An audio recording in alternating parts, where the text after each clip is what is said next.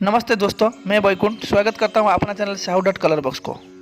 आज का वीडियो में हम बनाएंगे कोणार्क मंदिर का पेंटिंग और जानेंगे मंदिर के साथ जुड़ा कई सारा मिस्ट्री। आइए शुरू करते हैं, लेट्स स्टार्ट। सूर्य देवता ने आस्था रखने वाले एक राजा ने भारत के उड़ीसा राज्य में एक ऐसे भव्य मंदिर बनवाए थे जो आज भी भारत के 7 आश्चर्यों में से एक है, जो अपना अंदर असीमित विज्ञान समिति हुए। प्राचीन भारतवर्ष का एक राज्य कलिंग, अभी का उड़ीसा, कलिंग का गंग साम्राज्य का राजा लांगुड़ा नरसिंह देव प्रथम मात्र 18 साल उम्र में काकतीय साम्राज्य के सबसे शक्तिशाली राजा गणपति के साथ युद्ध लड़ने के लिए गए थे। करीब 3 साल तक नरसिंह देव निरंतर युद्ध लड़ते रहे।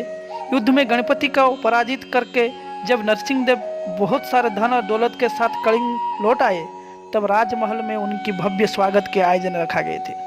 राजमाता कस्तूरी देवी पुत्र का वीरता से अत्यंत प्रसन्न होकर पुत्र के सम्मुख अपनी भावनाओं को प्रकाश करके कहा, तुम्हारे पूर्वज शंखचक्रपुरी में जगन्नाथ मंदिर का निर्माण किया, पर मैं चाहता हूँ तुम अर्कक्षेत्र कोणार्क में उससे भी भव्य और विशाल सूर्य मंदिर बनाओ।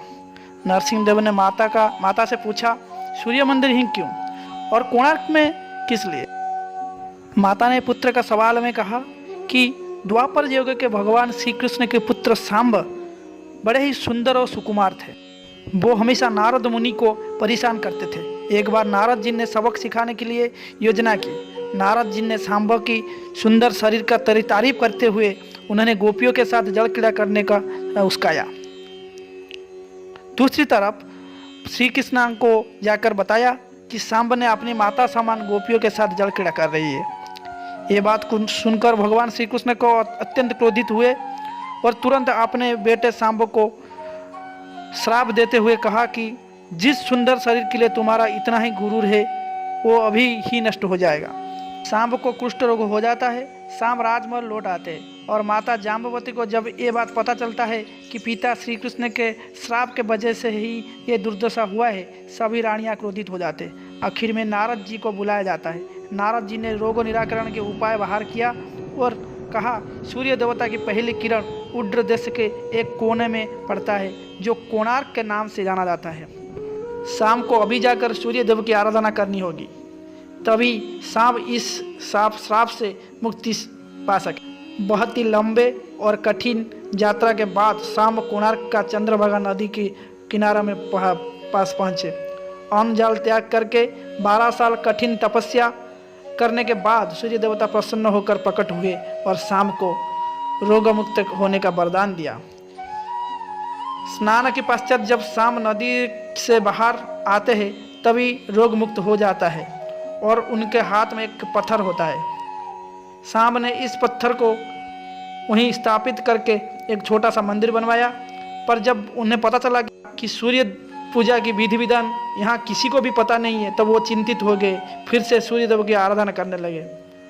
सूर्यदेव प्रकट हुए एवं शाम की पूछने पर बताए, दूर पश्चिम के तरफ शाक्य देश की मागा ब्राह्मण सूर्य पूजा के विधि विधान जानते। ये बात जानते ही शाम शाक्य देश निकल पड़े, जो आज का ईरान है। महीनों के लंबे यात्रा के बाद शाम 18 मागा ब्राह्मण परिवार को साथ लेकर कोणार्क लौटे और सूर्य मंदिर की पूजा शुरू हो जाती। राजमाता कस्तूरी देवी पुत्र सांब को बताते हुए, विवाह के कई साल तक जब मैं निसंतान थी तब मैं भी इस सूर्य मंदिर में पूजा अर्चना करी और फिर तुम मुझे पुत्र के रूप में प्राप्त हुए। माता के बात सुनकर नरसिंह देव कोणार्क में संसार की सबसे भव्य विशाल सूर्य मंदिर बनाने का वचन दिया। फिर शुरू हुआ मंदिर का निर्माण। बोला जाता है कि राजा ने उस समय की 12 साल के राजस्व सारे धन दौलत मंदिर में विनियोग और व्यवहार किया था। सदाशिव महापात्र, जो शिवाई साहंतरा के नाम से लोकप्रिय थे, वो अपनी सहयोगी विशु महाराणा के साथ मंदिर का प्रतिरूप बना के राजा के सामने प्रस्तुत करते हैं। नरसिंह देव मंदिर के प्रतिरूप देखकर अभिभूत हो जाते हैं और शीघ्र मंदिर निर्माण करने को आदेश दे देते हैं। दूर दूर से पत्थर और कारीगर बुला के मंदिर निर्माण शुरू हुआ। कई कोशिशों के बाद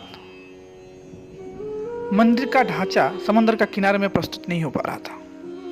शिवाई साहंतरा ने और उनका 1200 कारीगर कई बार पत्थर को समंदर में फेंकते थे तो वो सारे पत्थर कहीं समंदर का नील जलराशि में समा जाता था।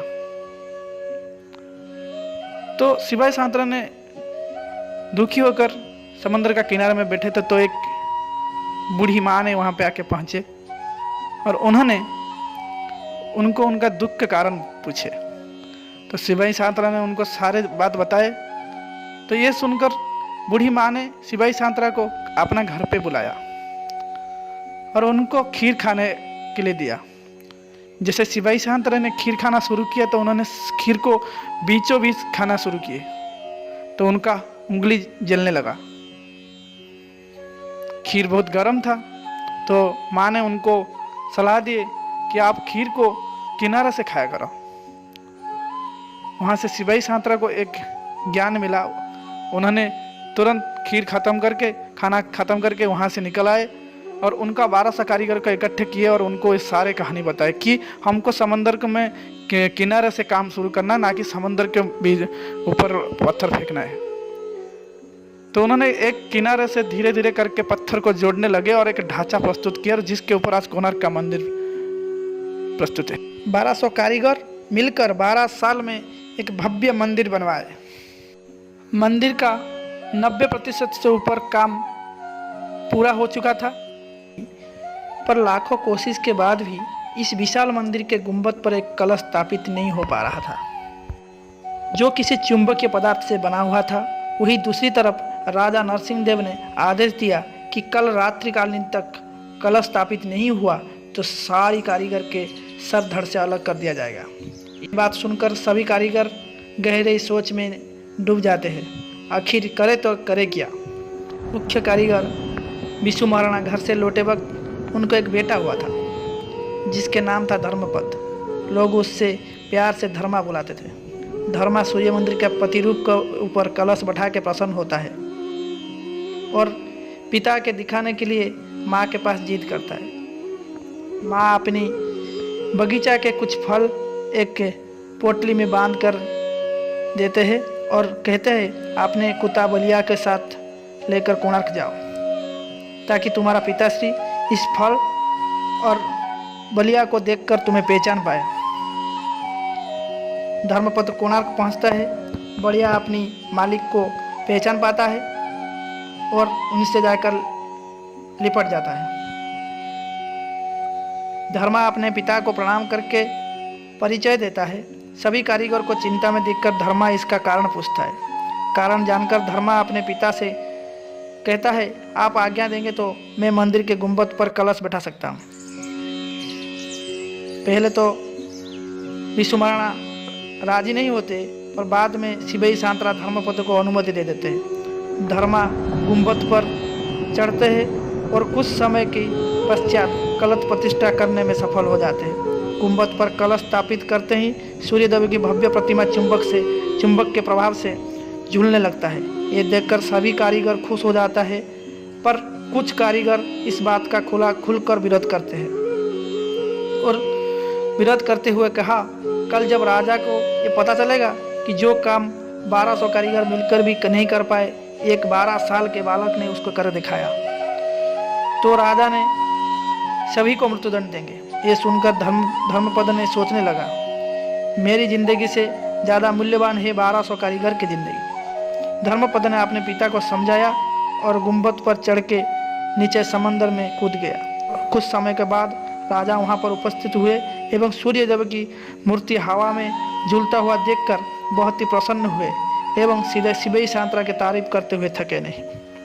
राजा नरसिंह देव ने घोषणा किया माघ शुक्ल सप्तमी के दिन मंदिर का प्राण प्रतिष्ठा संपन्न किया जाएगा।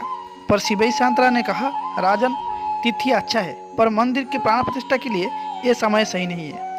पर राजा नरसिंह देव जिद में अड़े रहे और उसी तिथि में मंदिर का प्राण प्रतिष्ठा करने के लिए घोषणा कर दिया गया। निर्धारित तिथि में मंदिर का प्रतिष्ठा संपन्न हुआ, पर बहुत जल्दी ही मंदिर में कई सारे घटना घटने लगी।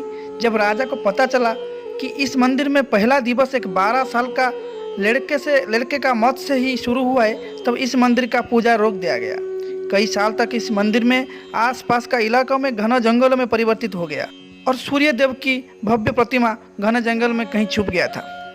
अंग्रेजों के शासनकाल में पता लगने पर उन्होंने ही इस मंदिर का पुनरुद्धार किया था।